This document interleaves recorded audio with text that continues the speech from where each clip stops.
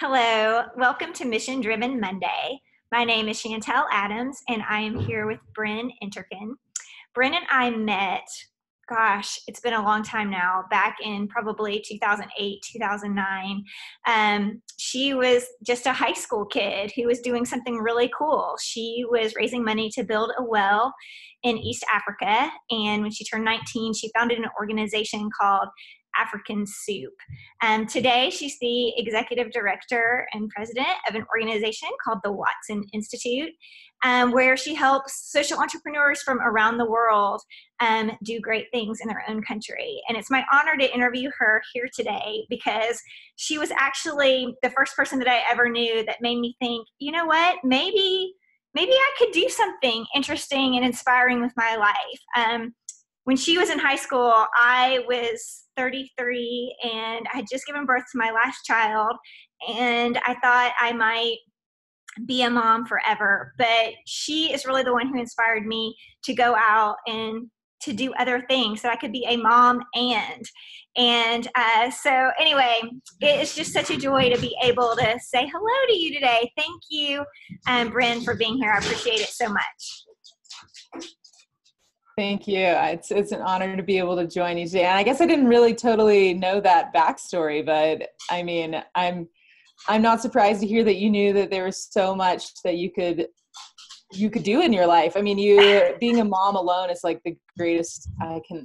I'm not a mom, but I can say I'm sure that's the greatest opportunity to be able to raise little humans. But to be able to do that and also impact so many people through this forum and through the ministry of knowing people through your church, like, and all the work that you're doing, I'm very inspired by you as well. Just to set the record straight.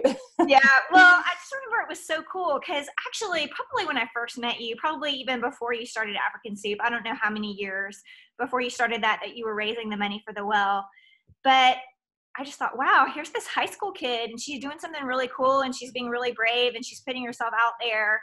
And, when I was that age, I just thought, okay, well, I'm going to go to college, I'm going to get a degree, and I'm going to get a job, and I'll work in that job for however long, and you just move up.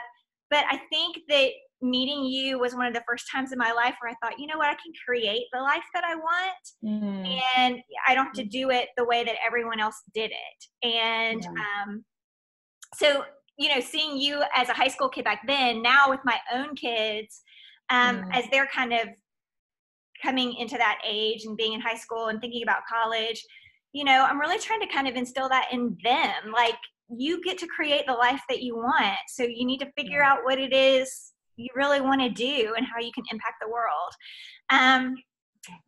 So looking back, you've done a lot. It's been more than a decade since you first started and first had that little initial seed and that first idea. But when you look back over this last decade, can you just tell me a little bit about what is your proudest accomplishment? Yeah. Well, thank you, first of all, for taking the time to chat and to try to capture part of the story. There have been, I think if you were to look back at the last 10 years from when I was 18 and now I'm 28, there have been many cycles of, the deep, deep valleys of failure and loss and whatnot. And then like the mountaintops of like, yeah, I'm on top of the world. And like so much is happening that is powerful and the direction I want to go in life. But like those things are not, I would be remiss not to acknowledge those valleys, like the last 10 years of living in East Africa, of my dad battling cancer, of seeing people pass away in my arms, like things like that. The valleys have been so instrumental in building the story of the last 10 years of my life. I can say the proudest accomplishment, when I was graduating from college in 2012, I moved to Atlanta. I worked for a big foundation there called the Woodruff Foundation, connected to Coca-Cola. And, amazing people, but knew that I really needed to be in East Africa. I just felt this deep calling to serve with my team in East Africa with the African Soup. I moved to Colorado for a short time to work on building out the skills necessary to not just go as a 22, 23-year-old to East Africa, but to go as a 22 and 23-year-old that could contribute with some sort of skill set. So I learned a little bit more about fundraising. I learned a little bit more about project management, leadership, things like that, finance, and then moved to East Africa alongside my team.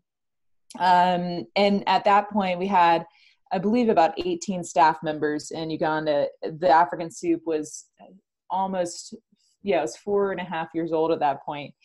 And when I arrived, I didn't know anyone. I didn't know how long I was going to be in East Africa. Aside from my co-founder, Michael Kadiwa, I was just stepping into a whole new world, and I was committing myself to a brand new life, and I was fully embedding myself in that community. But I told Michael, I said, Michael, you're Ugandan. This is your dream as much as it's my dream. And the second I get in the way of our Ugandan team, yourself included, actualizing the dream that you believe in, if I get in the way in any way as a person from the West, and as a young woman who's not really familiar with the needs of this culture are, et cetera, then you tell me and I'll go home. And, he's a very humble, kind gentleman, and said, no, Brin, that'll never happen. You are, a force of nature. He had all these amazing things to say at that point when I arrived. And we worked side by side for years. I mean, I lived in his home in the same room as his grandmother, and in the same house as his wife and his 3 kids. And we just we're buddies. We spent day in and day out together building the African Soup, building what is today the Active Learning Project, which is a national project to reform education across Uganda.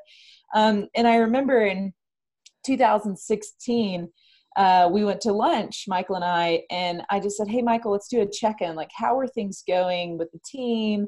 How do you feel like my role is impacting the team? And he said, Brin, we're doing great. And when you're ready, you don't have to be here anymore. I feel like we've got everything kind of under control. I'm glad that you came, but I think we've got it from here. And it was this huge sort of metaphorical slap in the face where I was like, what? I have moved here. I have dedicated my life to this place, and you don't want me here anymore. But what he was saying is we've got it. You poured yourself into this organization, and you're the founder who has worked herself out of a job. And I guess the greatest accomplishment was being able to look Michael in the eyes and be able to say, thanks. Thank you for being honest with me. Thank you for being a friend to me by saying you're released from this role. And you don't have to be a part of the daily operations. You don't have to be the person that helps me think about payroll and taxes and programmatic development and how to, think of the future of this organization financially. He was just yeah, you've done a good job, but you can go home now. So I think the proudest accomplishment, specifically with the African Soup over the last 10 years, was being released from my role, my daily role within the organization, and shifting into a new capacity where I serve now on the board of directors. I help fundraise kind of for the organization. I try to, be a strategist and thinking about our future as an organization, but I'm definitely not a part of the day-to-day. Yeah. Wow. So you truly did work yourself out of a job. Yeah. And I trust my team. I trusted Michael's discernment of that and our team's decision-making on when it was time to. Well, one of the coolest things about that, and I think it's something that I think about a lot here, and especially as it relates to what I do through Mission Driven Woman, but it's thinking about what our legacy is. And for you truly to be able to look and see the team that you and Michael helped build and what's happening there, that's a legacy project. That's something that you're going to see the results of it for years and years to come. That's pretty special. Mm-hmm. Yeah. That's awesome. Well, now you've got a new job, you've got a new role, you're back in the States, you're in Colorado. So you're not in the South anymore, but you are back in the United States of America. So tell me a little bit about what you're learning right now in this season. Yeah. So currently I live in Boulder, Colorado. I'm learning how to ski. I'm learning how to take board meetings on hikes in the Rockies. I mean, my lifestyle couldn't be any different in some ways from my life in Uganda. I think that I made a commitment over 10 years ago that I wanted to live a life that is uncomfortable in some ways. And I've sought after that. I've dove into lifestyles and commitments that are very unconventional. And in that, you get accustomed to discomfort. You get almost discomfort becomes comfortable. Oh. And as bizarre as that seems, as I've moved back to the United States and I live in this beautiful little cabin nestled in a national park outside of Boulder, Chautauqua Park, I've had to learn what it's like to live in comfort, but to seek after what it means to love people in comfort. And it's felt weird. I mean, I think this is the kind of life that so many people, quote unquote, aspire to, where they're like in a cabin in the woods, but they're within walking distance of downtown Boulder and they're 30 minutes away from skyscrapers in Denver, and they have a great job. And, but for me, I never wanted that. I wanted to live in remote corners of Africa and Asia and, throw me in a boat in the middle of the ocean and I'll feel better than if I have a day in and day out job. So I'm having to find that this is also, there's beauty in this. There's beauty in routine. There's beauty in, normalcy of like what's almost expected of me as a 28-year-old young professional. And so I think that that's what I'm really learning is like, how do you find ways to, despite what level of comfort you have in your life, like having the desire to like love people and like, I guess, let go of expectations, and to identify when you're in a place of not challenging yourself. And so I think that living in Uganda, it actually became so routine living in Uganda, even though everyone on the outside thought that was uncomfortable or discomfortable. Yeah. It became normal. It became this comfortable lifestyle. And that's when I knew like things had to shake up. Like that's not the life that I committed to. And so moving back to Boulder, everybody's like, oh, that must be so normal and so comfortable, but this feels uncomfortable. So I'm having to learn how to adapt to that, how to be okay with that, how to find emotional well-being in that, and just to like pour myself into people despite what location I'm in, what my lifestyle looks like. So yeah, I'm learning a ton. Transitioning back to the United States has been it's been a heavy load. It's been a lot. And there's not anyone here in my community that can exactly relate. So I'm having to sort of go on that journey alone, the mental and spiritual journey of transitioning back to a totally different world. And on the outside, not making it look as crazy as it feels sometimes on the inside. Yeah. So, yeah.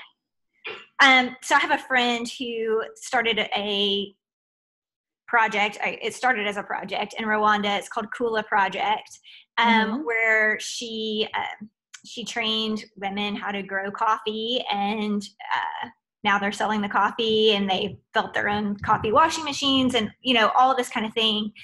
But I remember talking to her once when she was back in the States, and she echoed many of the same sentiments that you just talked about how uncomfortable but comfortable it feels to be back here.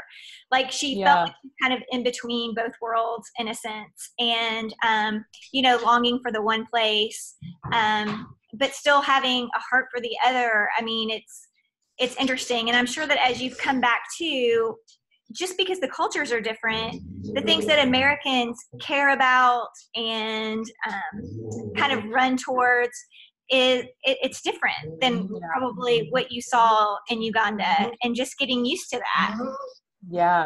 Yeah, absolutely. It's definitely been an adjustment. Can you hear this dog next to me? I can't play with you right now. I'm so sorry. He's like, rub my head. I know. I guess I'm gonna have to like show him. There he is. Okay. Oh, how cute. Hopefully he'll go upstairs. Here, go upstairs. Go. Okay. We're on our last question, and oh my goodness, I don't know what to do. Now they're both coming downstairs. So maybe I better move. Okay, last question. Tell me a little bit about your aspirational self, like the future you. What do you kind of desire to be? Or who do you desire to be? Do you mean to wait until the dog goes away? Yes, I know. Okay, I'm going upstairs. This is hilarious. I love that you like beckon the dog. This has never happened before, so. No, you're totally fine. I am super flexible. Okay. Totally understand. So go ahead with my last question. Don't feel any stress about this whatsoever. By the way, that house is gorgeous. Oh my gosh. Okay. So the question is, tell me about your aspirational self. So the future you, when you think about the person that you want to be, and sometimes when I answer this question, I've thought of it in terms of like 3 adjectives for myself. Yeah. So mine are like curious and genuine and brave. Like those are the 3 things that I really want to be and be known for. Yeah. But I have to remind myself about those 3 words every day. So I kind of keep them like on the lock screen on my phone. So every time I open up my phone, I see them. Nice. I think, okay, Chantel, are you heading in that direction? Yeah. So for you, what does that look like? You know, I mean, you've got a lot of years ahead of you and you're in this in-between season. So when you think about where you want to go, what does that look like? Yeah, totally. It's a great question. I think that, every year at the end of the year, towards the end of the year, I go on something I call like a silent retreat. Mm-hmm. It's a practice that a lot of folks do, particularly in the Buddhist faith, but in all faiths, I think it's important to be able to completely remove yourself from your day-to-day and just reflect on the last 12 months. And in that reflection, you kind of excavate where you've made pivots and shifts, and where in that last 12 months you actually had a really tough week or month and you didn't even acknowledge it because you're just like continuing with your operational status and not acknowledging like what was right below the surface. Yeah. And I think that for me, in the process of the last 10 years, I guess, is I've gone on these silent retreats almost annually, where I've removed myself and I've dug deep into, what are the things that have defined me in the last year, 2 years, 3 years, 10 years, and then what are the things that I want to be able to define me in the coming season, whatever length of time that is. And part of that has been, last year I went on a little silent retreat and I identified that I want to live a life that is both small and in its appearance. So for instance, I don't really have much to speak of in terms of like a social media presence. Like I don't care about what people think. When you can allow yourself to not care what people think about you or what their opinion is of your work or your status, you kind of step into a level of freedom. So it's sort of like letting go of an appearance and letting go of what people think of you, and stepping in sort of freedom. So that's sort of the one thing that I've been able to shift into. And I think that's the smallness that I'm acknowledging, is like that means that I can't have pride in my appearance, in my work, in my production of work, in my in opinions of my contributions to this world. So that's the smallness. And then I think the bigness is to have vision and dream for what this world could look like and what my role is in that. Mm. So in the smallness, knowing that like I'm just a very small piece of this enormous mosaic of the future of humanity, right? But that if I can be a positive force within that, if I can contribute positively towards that, and that if I can be focused in that and disciplined in that, then I can leave a true mark that I feel like God has given me the power to be able to step into. So I first have to have the freedom to let go of whatever it is that other people think of me or care, presence, a social media presence, these sort of fictitious things that we tend to care about, so that I can determine what that next phase looks like. And for me, that's being a part of the mosaic that is positive, that is encouraging. The last 10 years, I've been the creator, so to speak, of things. I've developed a nonprofit education initiative in Uganda, a bow tie company that I ended up selling to this amazing Ugandan woman for like $1, built a renewable energy company, worked in finance and built financial structures.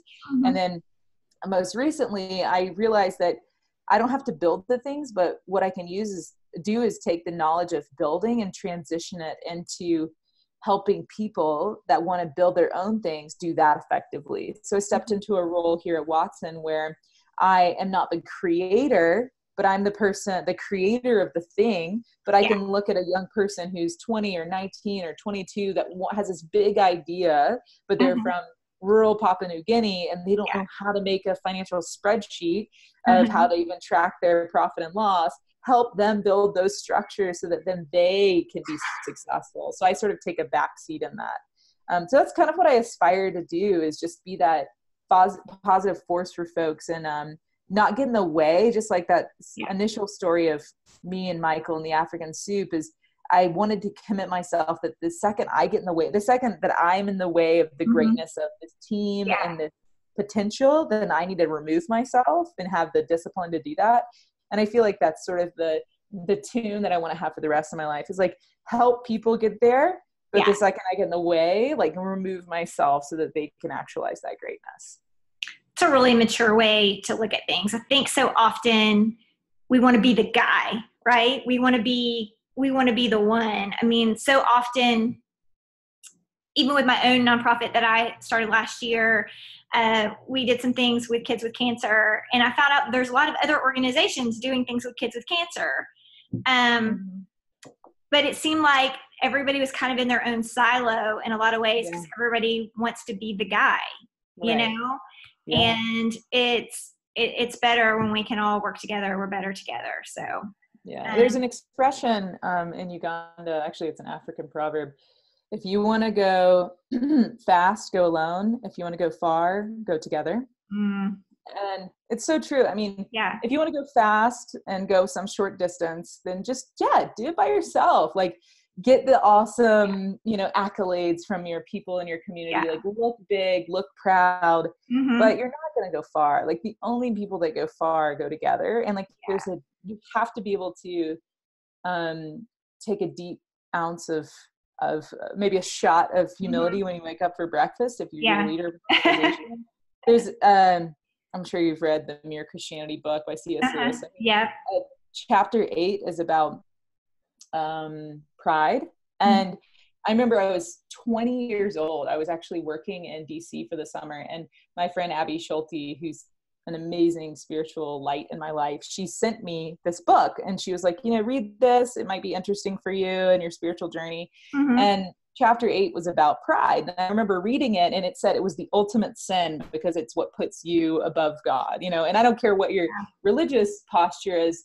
Even if you're not a Christian, like, if you think of yourself as something that's bigger than God, like you are more significant than all the humans around you. I mean, at the very least. And I realized that is what we propagate in our culture, is a culture full of demigods, small gods, because we build this huge kind of desire to be the biggest we can in whatever area that we work in. And to be able to say, like, I don't want that, but I want to sit in the back seat, watch you drive the car. I'm in the back seat being your biggest cheerleader. I'm not micromanaging. And like, maybe we every 5 miles switch who's in the driver's seat. like maybe there's like a rotation that we take so that like it's Yeah. not one person's responsibility, but it's not also one person that gets all the glory. Like it's this sort of like distribution of responsibility, of glory, so that we don't have to be glorified in the process. And like there's a greater power that gets that. So I think our culture has it wrong. And like we're going short distances really fast, but we're not going anywhere really far. Yeah. So, yeah. I love that. Thank you for sharing all your wisdom. Just a few thoughts. I have a lot of time to think about it.